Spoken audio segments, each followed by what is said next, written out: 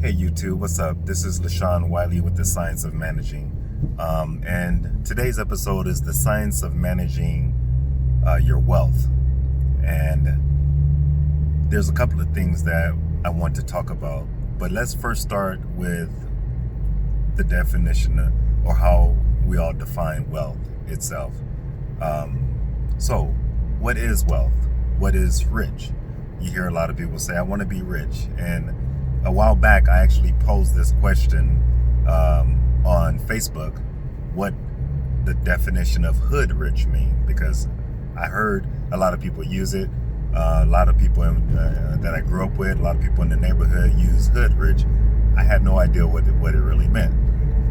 And the funny thing is, on the survey I kind of took, asking and soliciting definitions of what hood rich was, I got several different responses. So leave a comment if you have a way to clearly define what hood rich mean, because I'm still a little foggy. I think I received around 5 different definitions of what hood rich was. But on a more serious note, rich versus wealthy, what's the difference? Here's how I define being rich. Rich is when you have a nice, steady, stable income that seems to be enough money to do basically whatever you want to do, whether it's travel, whether it's provide for your family, buy the nicest car, buy the nicest house in the nicest neighborhood, or let me clarify that, in your desired neighborhood, and to buy your desired car, because everyone have different wants about how they perceive success to be. So one person may want a 1964 Chevy Impala with hydraulic systems and wire spoke Daytons, and that's how they define success, while another person may say they would want a S500 Mercedes-Benz, and that's how they define success. So it's all about how you define success, but being able to afford that 1964 Impala or that S-Class Mercedes-Benz, being able to afford the house in the neighborhood that you want to be in, and still have enough money to travel and live more than comfortably, okay? Basically, you're not living check to check. You don't have to worry about food. You don't have to worry about buying things that you want. That's rich. You can do what you want to do because, like I said, you got that income coming in from your job. Wealthy is a different ball game, because wealthy is based on passive income. What is passive income? Passive income is income that comes in whether you get up and work or go to a job or not. That income is going to come regardless, okay? An example of passive income is the equity that grows in stock or real estate that you can draw down every month. That's passive income.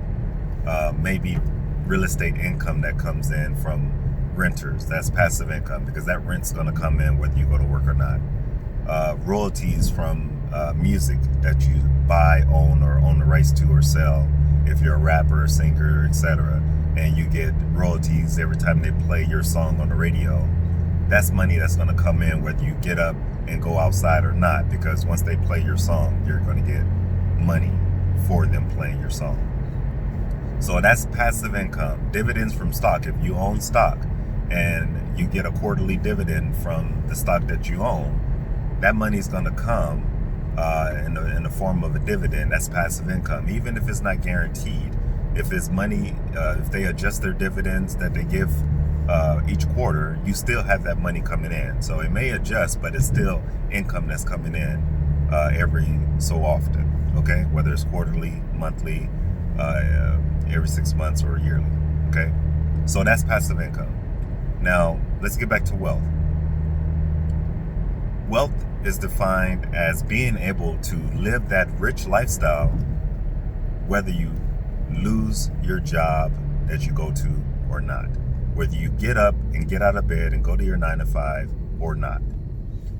You can basically stay home and not go to your 9 to 5 and still have enough passive income coming in to pay all of your obligations. That's wealth. It's based on ownership. Ownership is the key to wealth. And since you own it, you'll be able to pass ownership down to your offspring, your children, your grandchildren, your relatives. You'll be able to pass it down. This is how the Rockefellers and other wealthy families manage to keep wealth in their families. And in the Black community and the Latin American community, this is something that is severely missing. Being able to pass wealth down to our children. Basically, we as a race kind of start over every single generation, because this is a concept that we have not fully grasped, or we're just now beginning to grasp the ideal of ownership. Okay, so rich, a lot of money, wealth, being able to live a rich lifestyle without going to work. So your savings determines how much wealth you actually have if you still have a job. If you can quit your job today and live 6 months without changing how you live, you have 6 months of wealth built up. Okay? If you can live forever without adjusting how you live after you lose that job, you are identified as wealthy. Now, with that in mind, and with the ideal that ownership is the key to building true wealth, the game becomes clear and simple at that point, which is own as much as you can to create as much passive income as possible. Okay? So, ownership. Buy up some shit as much as you can. And you don't want to just buy things that will lose value. You need to buy things that will grow in value. All right? Don't be owners of a car that loses value the moment that you drive off the lot. Be owners of a house that grows in value as time passes. A house is a clear example of an appreciating asset because it grows in value over time. Whereas that car I just mentioned is a depreciating asset because it loses value over time. Use your 9 to 5 to buy appreciating assets and become an owner of things that grow and create passive income so that you can one day have enough wealth to be defined as wealthy, because you will have enough passive income to cover all of your monthly expenses and still live the lifestyle that you want to live. Replay that if you need to. All right? This is the science of managing. You guys be good.